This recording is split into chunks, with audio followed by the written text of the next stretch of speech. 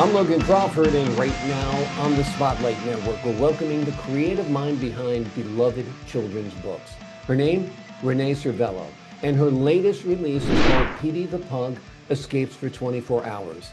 It is a true story of adventure, family fun, and a mischievous little pug puppy who runs away for one unforgettable day. Stay with us as we explore this delightful tale that will captivate young readers, parents, and grandparents alike.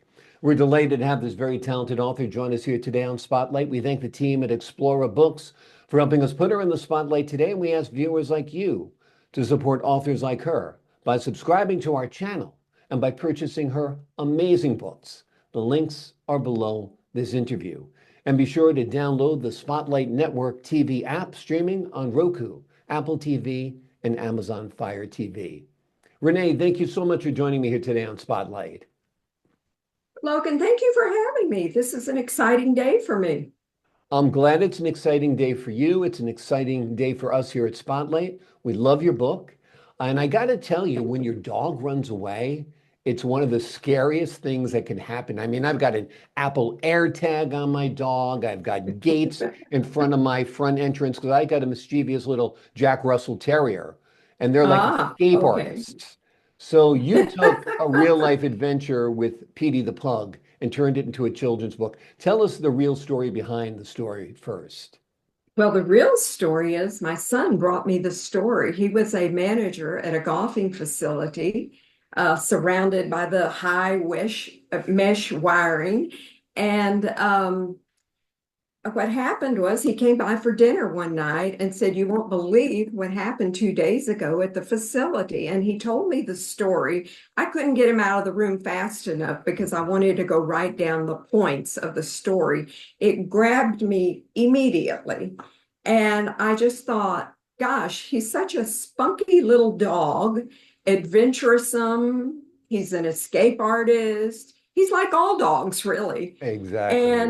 And it just grabbed me. It just really grabbed me. So I wrote the book, and then, several months later, our son came over and I said, "Guess what?" And I handed him the Petey book. And he said, "What is this?" And I said, "Well, you gave me the Petey story and he's in print now." And he said, "But I just told you that story. It seems like a few weeks ago." I said, "No, it's been a couple of months, but Petey is being enjoyed by everybody now." So it was handed to me. It was a gift. Wonderful. Give the folks at home an overview of the story.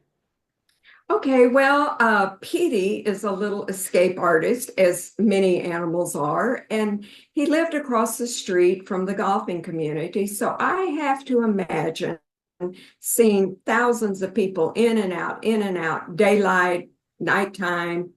He wanted to go see what all the excitement was about. So one day he did dig out of his backyard, and then he went over to the golfing facility that had very, very high, nets up above. And somehow that little dog, that little pug dog, dug under all of that fencing and he got in, and he was a happy camper. He was jumping up and trying to grab the golf balls as the golfers were hitting. And once the golfers saw that little dog was out there, they stopped. They knew, if a golf ball hit him, it could be bad for Petey. So luckily the ball truck was there and picked him up and took him to the clubhouse. And that began 24 hours of pure fun for Petey. He, manna from heaven. He had been seeing all these people for so long go over there, and now he was part of the group, and they took very, very good care of him. He had a ball.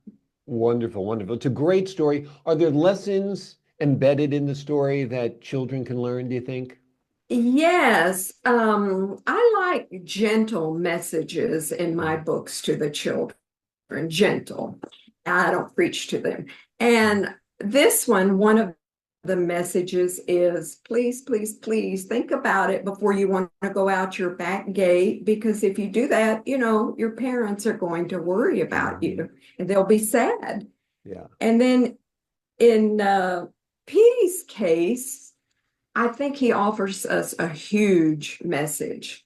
And the message I got from Petey, I think that's what really zeroed me in on Petey. The huge message is Petey is just like us. If we want to go do something rather than think about it for 10 years, you know what? Try to do it. We all have dreams and aspirations, and obviously Petey did too, but he moved on it. That's what I like. He moved on it and he made his dream come true. So we can all do that. We can all get that lesson, I believe. Exactly. Don't just have the dream, act upon it. That's a great lesson. Don't run away from home. That's another lesson. When I was a kid, I used to run away from home all the time. I mean, just like to go uptown or, disappear into the woods for hours and not tell my parents where I was. Wow.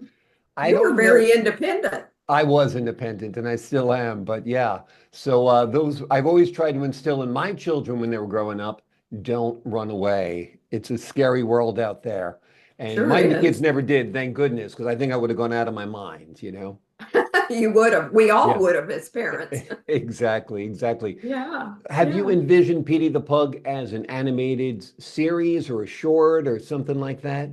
Absolutely, absolutely. And things are going on behind the scenes. We'll see. Okay. Maybe we'll have another meeting sometime and we can discuss further things. But yes, Petey, being the escape artist that he is, I can see him in so many situations because he's just full of life and he loves to explore, as most dogs do. Right. Sure. Yeah, Well, the exactly. You got a cats do great too. The character. cats do the same thing. Yeah. Exactly, exactly. I think dogs are even more mischievous. Cats can run away, it's no problem. They can be gone for days and take care of themselves. It's when the dog gets loose, that's when you worry. That's for Yeah, sure. But he's a great sure. character. I think he'd be great in a TV series or something like that. So Nickelodeon, if you're listening, here's a story that's ready to go. Now you've got another story. You've got several stories you've written for children. This one's called Freckles Finds a Forever Home. So tell us a Yes. little bit about that book. Sure. Freckles, this is another true story. Freckles was our indoor pet. She Mhm. lived in our house with us, and it's just my husband and I here now. But And she's a he had rabbit, right? never, pardon me, She's a rabbit? rabbit. Yeah. Yeah, one Mother's Day, our daughter came to me and she said, Mom, what would you like for Mother's Day? And I said, a rabbit. And she says, okay, what color? And I'm like, what do you mean, what color? She said, oh, I'll go to the toy store and get you a colored rabbit. And I said, no, a real rabbit. I used to have one growing up, and Wow. they're delightful, mischievous animals. Everybody should have a rabbit as far as I'm concerned. But I said, no, I want a miniature Dutch lop rabbit, lop, L-O-P. And Hmm. that means they have the long ears that flop when they hop. Hmm. They flop and they go. But she moved into our house. We adopted her. Well, our daughter showed up with this little 2-pound rabbit in her hand one day. And it was just a ball of white fluff. You could hardly see her face. There was so much white hair. And my husband named her because of her markings, Freckles. And I named her Freckles Servello. We have a new member now.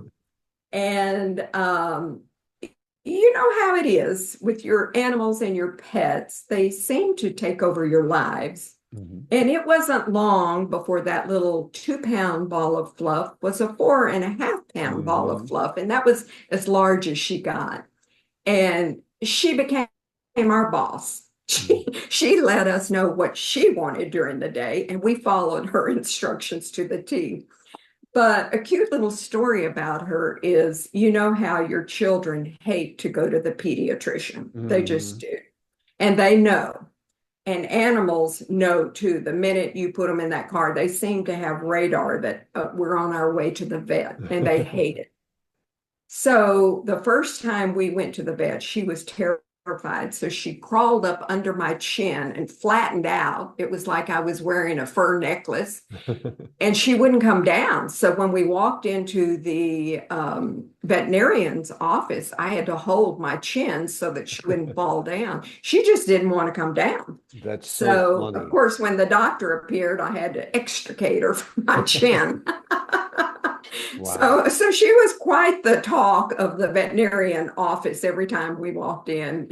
And then they began to ask me, would you mind if you have shopping or something today? Would you mind if Freckles spent the day with us? Because everybody loves this animal and she loves people. A lot of rabbits like the dark. So if people come to your house, they zoom under the couch or something.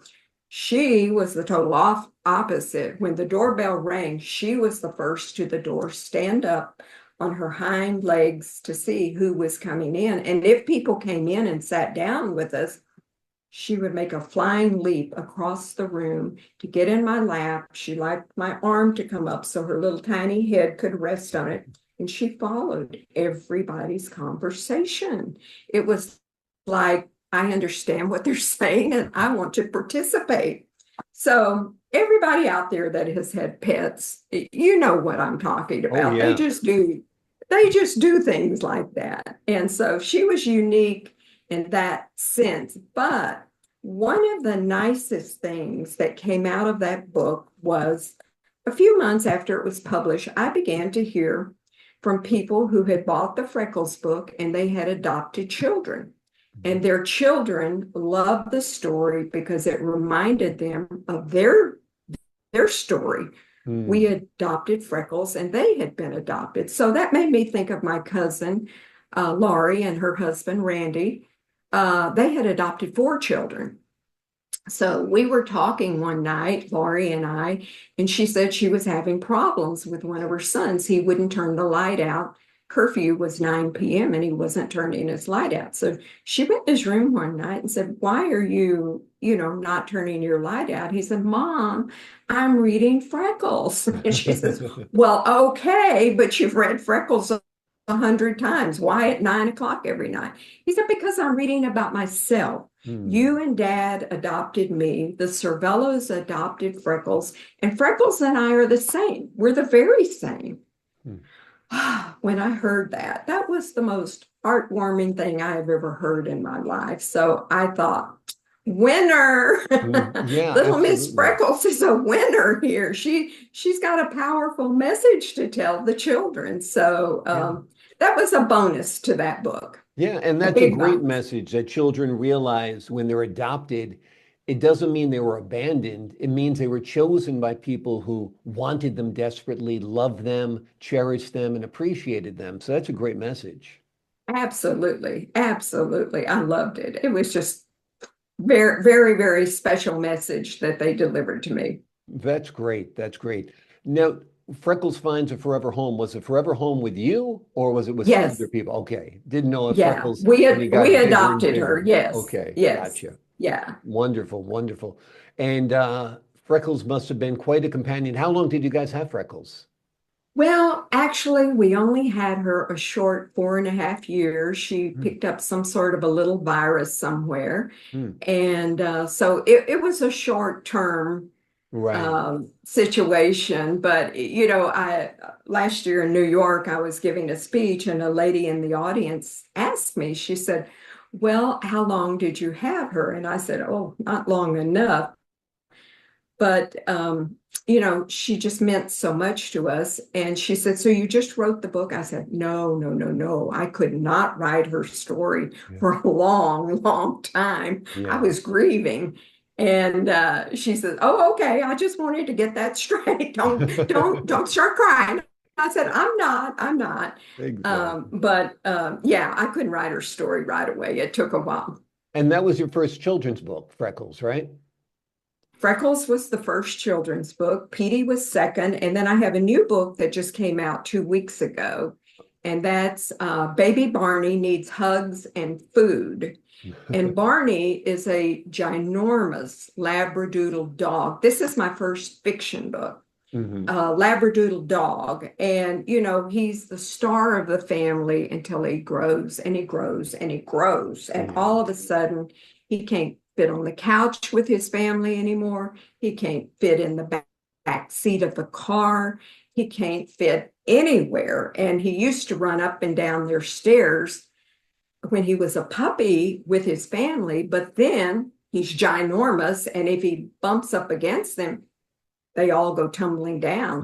Mm. So they don't like Barney to go up and down the stairs with them any longer. So that's a dog that really grew quickly. And, you know, his best friend is the postman. So the postman brings him treats. And he says, Barney, you know, don't knock me down and I'll give you a treat. Well, you know, he stands up and he puts his hands on the postman's shoulders, knocks him down, of course, because he's so much bigger, and then sits on top of the postman until he gives him a treat. So this is an everyday occurrence in that neighborhood. But Barney is a good, solid, sweet dog. He just is not aware of his size, but Yeah. he has a lot of things going on in his life too.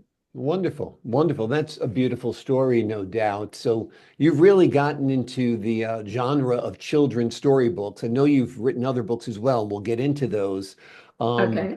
and I know you also have a test audience in your own family. You've got great grandkids and grandkids, and tell us how they react to the stories.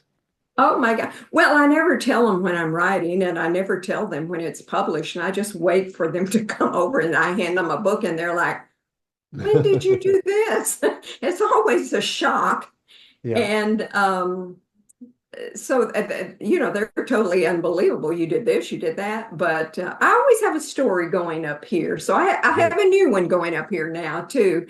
And, but it's so much fun to write Yeah. about children and pets. They're two of my favorite topics. Exactly. And it's fun, the creative process of putting it down on paper.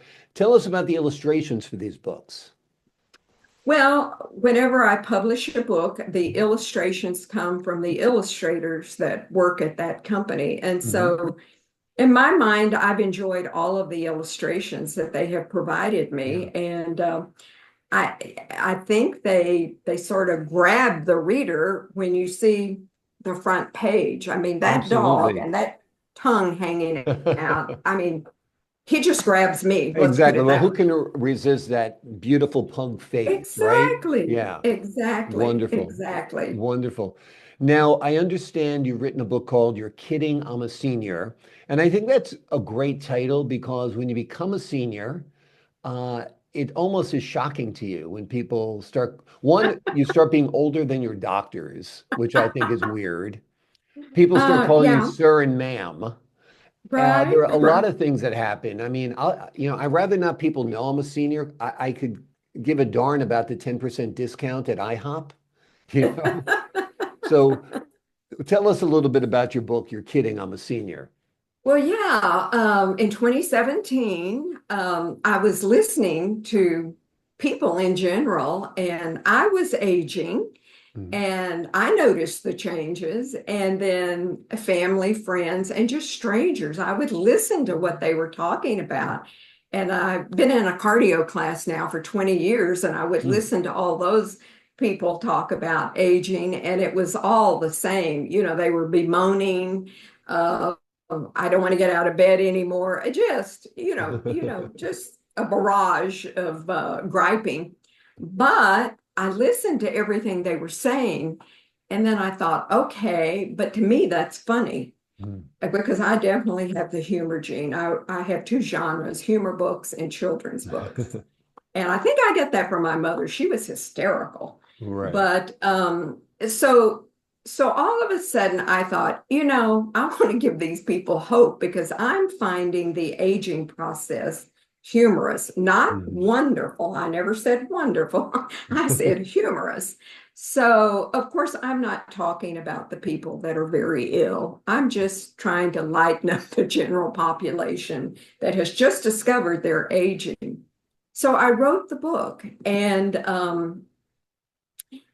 it pertained to me really because most of the stories were mine. And I saw it as looking ahead, that we're all aging. So what? So what else is new? You know, you just take your vitamins and go and hope for the best. And that book people really seem to enjoy. So I said, okay, I'll really get serious about this now. So I wrote a much larger book called Humor All the Way. Mhm. And on the front cover at the bottom, I wrote, humor is the RX for life. And I truly believe that. I mean, if you can laugh about your situations and your day, even though it's a crummy day sometimes, if you can turn it around and laugh about something that was humorous, I think you're not going to need so many medications in life. I think you're just going to, get it out of your system, laugh about Absolutely. it. I think even if you force yourself to smile, you feel better. Yeah, Something yeah, happens of course. inside when you have a smile on your face. Yeah, I've got this abs thing where I've got like headshots with me with this big cheesy smile on my face. And my wife always found that picture hysterical. So every now and then I'll just walk up to her and give her the biggest, cheesiest smile I can muster. And she'll start laughing and I'll start laughing, and you feel good just by going through the Yeah, motions of pretending to be happy or pretending to have a big yeah, smile. And there is yes. always something to smile about. You really do have to choose your focus in this life, don't you? Oh, yes. And like I say, I think I got it from my mother because I'm exactly the way she was. So it was good genes that I inherited. I inherited her humor and her love of life. Yeah. She was very special. I think some But people are happy. They just wake up happy, right? They're lucky that way. They just wake up in the morning and they're happy. They have a exactly. good set point for happiness, right? Yes. Yes. And I tell people I don't have to go outside my home to have a laughing experience. I'm laughing all day long. Something happens. And of course, my husband, I have to tell him 1 second later, and he's used to this. So he goes, Renee, yeah, that's funny. And it's like, okay, we've been through this a That's million funny. That's times. funny. I think But once you I just, accept the fact that you're a goofball, like I accept the fact that I'm completely imperfect and I'm a complete screw up at times and an idiot. And once I embrace my inner idiot, I feel better, you know? So yeah, that's, sure, yeah, absolutely. You let yeah. it out. And there's so much humor around us. I mean, I have humor inside the house, but man, you get on the freeway, Oh, oh, that's really humor out there. yeah. And it's just everywhere. We're surrounded by humor if you see it, if you don't go berserk about what's happening. Exactly, exactly. Laugh at the crazy drivers out there cutting you off and acting like idiots, and Yeah, you'll be a a lot lot of healthier. Your that. blood pressure will be lower. I mean, if you're smiling, if you're happy, I mean, your stats are better too. Your vitals are better. Your blood pressure is better. Your heart rate is better, right? Yeah, every year when I have my physical, my blood pressure is so low. They're just like perfect, perfect, perfect. Whatever you're doing, just keep doing it. Well, Yeah, I keep laughing day after day after day yeah, because, like I say, humor's everywhere. yeah. And another good part about aging that you're doing to combat it is you're staying engaged. You know, you Yes. haven't stopped creating, you haven't stopped producing. In fact, this is one of the most creative aspects of your life, I'd imagine. You're writing lots of books, right? Well, it really is. And the way it started, I had a 30-year retail career. And when I retired, I thought, oh, life's going to be great. And I found out very quickly I was bored. So I thought, what now? And I thought, aha, fourth grade. My family, my mother and dad and brother and we moved to Venezuela because my father had accepted a job there. And the car picked us up at the airport to drive us, where we were going to be living. And it was just one wonderful experience after another. You just never know where they're going to come from. Mm. And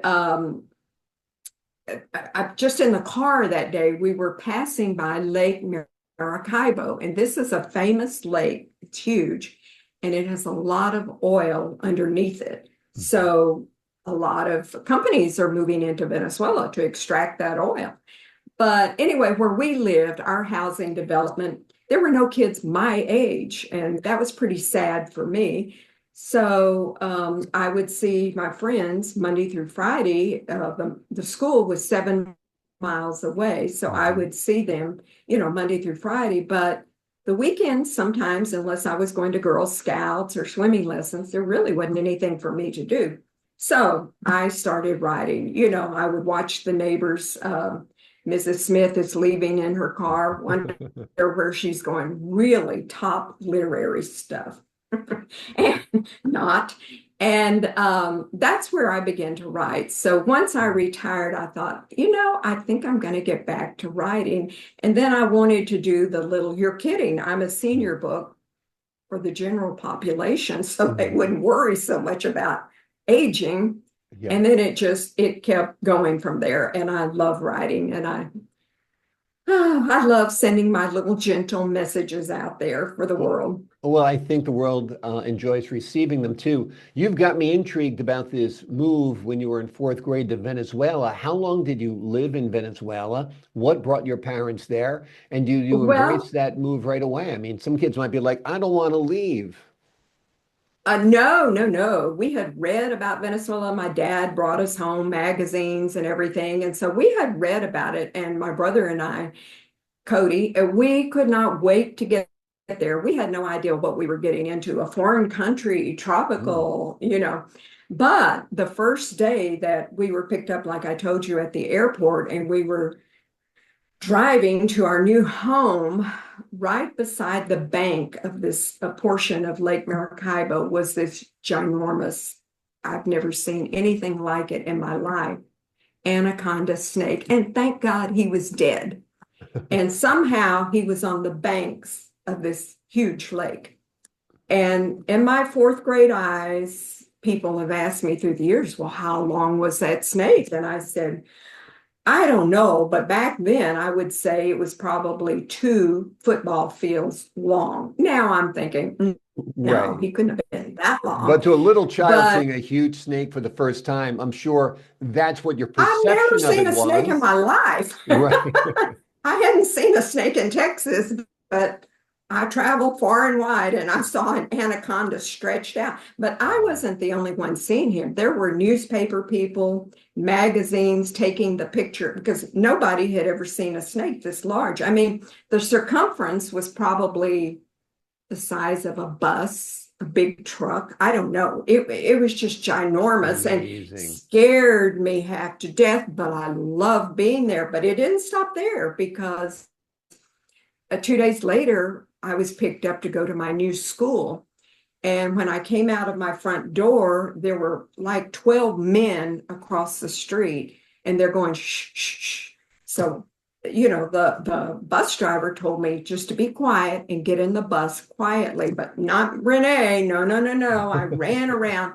I had to see what was going on. And what was going on is there was a huge, huge crocodile that had crawled into the camp that night, and he was sound asleep.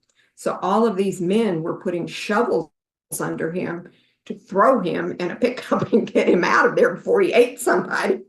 Amazing. Well, I hated getting out of my bed every day because, my God, it was wild kingdom everywhere. Oh, and then I got to school, and of course, I learned later that this is what they do to all of the newbies. And so the boys came running up and they said, welcome to Venezuela, but you better be careful of the frogs. I said, what frogs? They said, the little white tree frogs. They have suctions on their bellies and they stick on you, and they'll just stick for life because you can't get them off. Well, I ran home horrified, telling my parents, told them I wasn't going back to school. I wasn't getting out of bed. And my father says, I'll check that out with the men at the office tomorrow, but I don't think that's a true That's story. so And it funny. This wasn't. was Yes. pre-Google, so you were really frightened Yes, it until he was could check with way, the way men at the before that. office. But Great. yes, the white frogs are there and they can stick on you, but you can take them off, no problem. Amazing. Amazing. Well, that was quite a welcome wagon.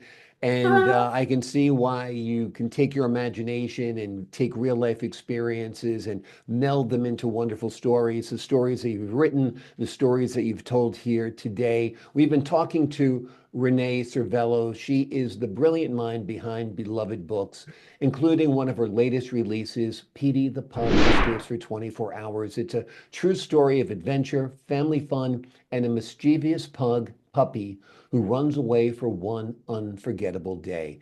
That's one of several books she has written. She has also written Freckles Finds a Forever Home, You're Kidding, I'm a Senior, Humor All the Way, and of course, there is more to come. Renee, thank you so much for joining us here today on Spotlight. Oh, well, then, it was my pleasure. Thank you for having me. It's been a lot of fun. It has been fun. Enjoyed talking with you and having a laugh with you. To the folks at home, I'm Logan Crawford, thanking you for your time this time. Until next time on Spotlight.